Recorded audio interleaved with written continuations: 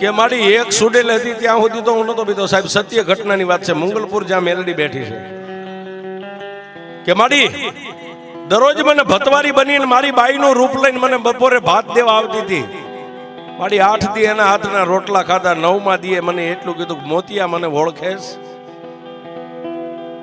મોતિયા મને ઓળખેશ એટલું કીધું. એટલે મારા મનની મારી પાસે એક વાત ઘટક દઈને ઉતરી ગઈ. મારી બાઈ કોઈ દી મારી સામે ઉધરા ન ખાય. અને આજ મને એમ કીધું કે મોતિયા મને ઓળખેશ તો આમાં કઈ છે.